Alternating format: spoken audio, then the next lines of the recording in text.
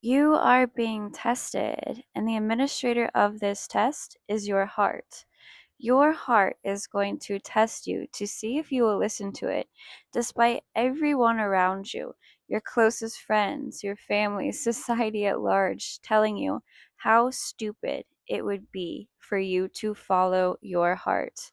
If you tell people your dreams, what it truly is you want to do, most people will tell you that you're absolutely crazy.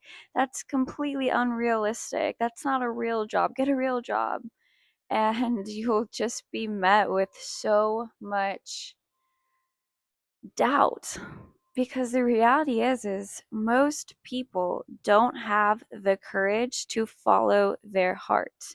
And so to see someone else going down that path is soul crushing, right? Because we live in a society, in a patriarchy, and I'm not dogging on men. Like when I say the patriarchy, I'm just laying out a set of facts that a patriarchy is a society that is run based on logical thinking, on our rational mind. And while our rational mind is very important, it does not make a good leader. A society developed around masculine tendencies, which again are equated with this logical thinking, does not equal true happiness. And this is why so many people are unhappy. Your giving into your logical mind, which is a thing that analyzes fear and wants you to constantly be safe and secure, instead of taking the leap, taking the adventure to have this amazing soul experience while you're living and really figure out who you are. Because true happiness True happiness can only be obtained when you follow your heart. That's it. That's the only way. Everything else that you do, not in accordance to your heart, transitory pleasure, right? You're going to live a life that is so apathetic and depressing, and be around people that are like that too, because when you don't follow your heart, the people you attract around you also aren't following their hearts. You guys are just all there, you know, miserable, dying inside.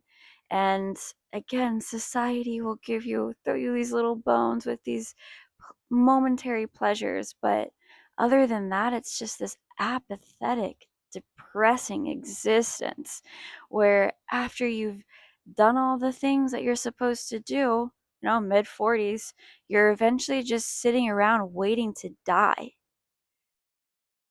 How can you live life like that? At some point, it gets to be so overwhelming, this voice inside your heart. And I can't, because I've done it before, and I can't ever again not listen to it. Because even if things in the moment seem to be falling apart or my life is rearranging, it has never led me astray, not to this point. And so I'm going to continue going down this path. And I think it's also important not to confuse your desires of the mind with that of the heart. So, for example, I remember whenever I was younger, I told myself, because I grew up without, you know, any money, a single mom and three kids, working as a bank teller, and it was just a struggle. Life was, everything was so expensive, you kids, like everything was just, I was a burden, the life was a burden. Like it was hell. You know, hell is a place on earth. Hell, you will live in hell if you don't follow your heart. That's what hell is, right? You're disconnected from your soul, from the thing that you should center your life around. This is your life force. And so I had made, because I was, in my opinion, living in hell, and because everyone around me was, so miserable because they had bought into this system, and then they buy into the system, and then they realize I'm so unhappy. And then they try to start over, but they start over again. by buying into the system again. It's like psychotic. And so, anyways, I said to myself when I was younger, I am going to be rich. Being poor sucks. Like, I don't care how I do it or what's going to happen. My top priority is being rich.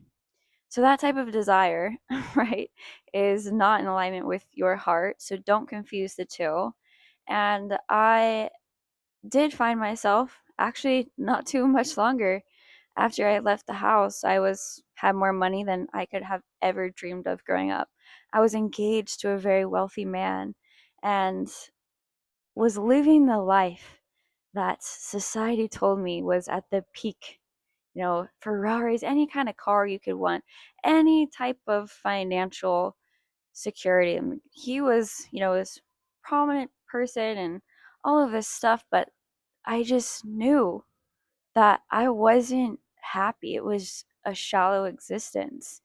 And I, at the time, I didn't have any money because I was relying on him, which was stupid, of course.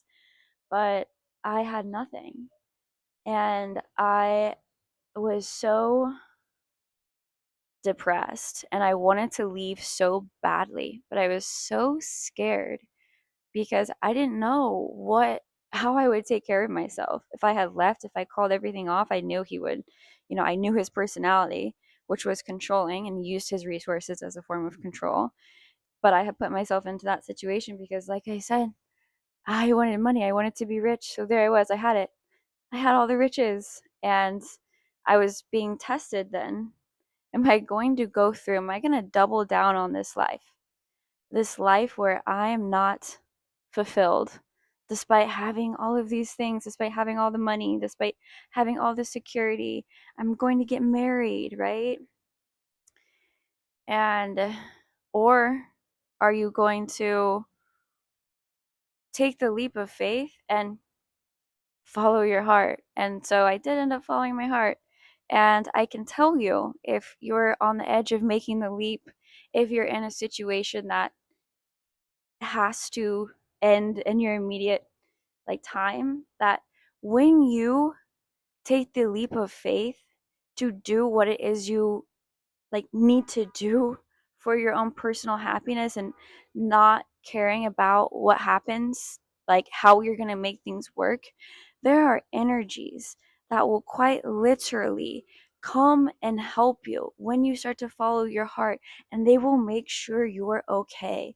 Because this is what happened to me after I did this. I went out on my own. I had no money.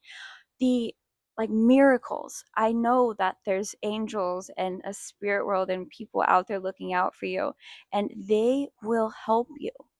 They will be there for you when you take the path of following your heart.